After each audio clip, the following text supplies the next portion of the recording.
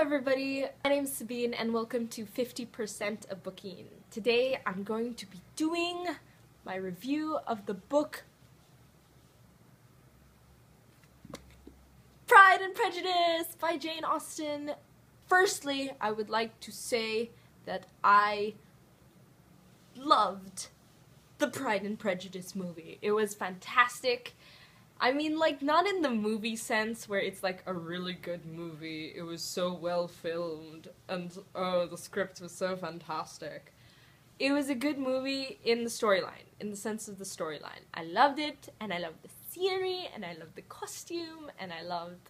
Ow! And the book was just really good.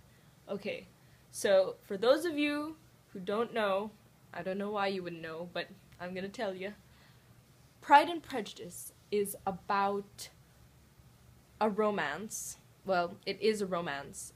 And it's about this girl named Elizabeth who has this very strange and complicated relationship with a man named Mr. Darcy. Fitzwilliam Darcy. And the reason it's so properly named Pride and Prejudice because he has pride and she has prejudice against him. Okay, if the movie was very plot-based, I would say that the book was very character-oriented, because unlike in the movie, you get to see very much inside the thoughts of the characters, what they're thinking, how they're feeling about every situation, and one of the things that I loved so much about this book is that the characters were so distinct.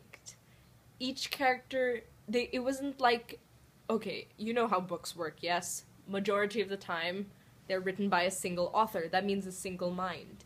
And it was so brilliant to watch a single mind depict so many different minds. Because the thing with Pride and Prejudice, it's not written from a single viewpoint of one character. It's not like most books. You only get to see from one character, or even from books with, like, different chapters for different characters. It focused mainly around Elizabeth, but each paragraph would change. It would be the thoughts of this character, and then it would be thoughts of this character, and I love that so much, because it's very fluid. I felt like, I don't know, like a ghost possessing one body after the other. Another thing I loved so much about this book is how the characters had their flaws, and I loved how the flaws weren't the kinds of flaws that you could like. You know how with some books, most books, every time the character has a flaw, it's like an acceptable flaw that makes them more lovable. Like, oh, this character's weak, that's a flaw, but we love the character because of it. Stuff like that. Here, no. Who likes someone with pride? And who likes someone with prejudice? Nobody. And the thing I loved about it is even with their flaws, I still love them because I could relate to them. Personally, I believe that I do have pride and I do have prejudice, and I could totally see where both Mr. Darcy and Elizabeth were coming from.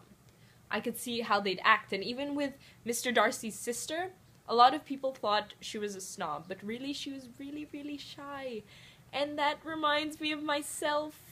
Okay, this is a romance, but what I love about it, because if you know me, you know that I do not like romances. I find them cheesy, and what I loved about this is how subtle it was. The romance was really subtle. You'd only know it was a romance from a glance, or from a few spoken words, and it was just so nice. It was so well done. They didn't even like each other majority of the time, but it would still make me feel all fuzzy inside, all giggly and all romancy, like how normal people get with, like, normal romances. That's how I felt with this book. And I think that's the beauty of, like, classics, is that the romances aren't in your face. They're kind of subtle and subdued, and I love that so much. That's the kind of romance that I like. Another thing is, when I first started reading it, it had been so long since I read a book that was written a long time ago. And it was great because it was like reading another language. It was so, there was just such a large variety of words, so many of which I didn't understand, and it was just kind of refreshing. Yes, and it was the kind of book that I was excited to return to. Like, when I put it down because I was too tired or I had to do other stuff, I'd be thinking about reading it again, and I think that's a great quality in a book. If a book can do that to you, it's a good book. I also like the good contrast of, like I said at the beginning of this video, I love how the characters are so individual. Even in the romance, Darcy and Elizabeth aren't like two people as one. They're like two individuals together. They are their own persons. They don't depend on each other. They are independent. And that's one of the greatest things, in my opinion, that a romance can have, is independence.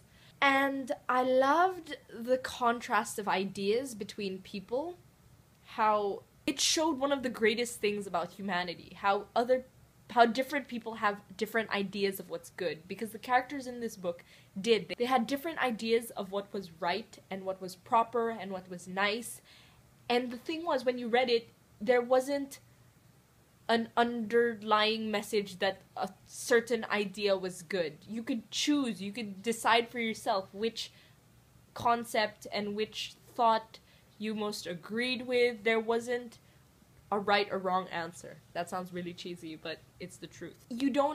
Nobody acts the same for every situation, okay? That sounds kind of obvious, but let's say today something would happen to Elizabeth, she'd feel this way, and if it had happened the next day, the exact same thing had happened the next day, she'd feel totally different. And I think that's true, because human beings are full of contradictions. They're always contradicting themselves, what they say. Every day you're changing your thoughts and your ideas about everything.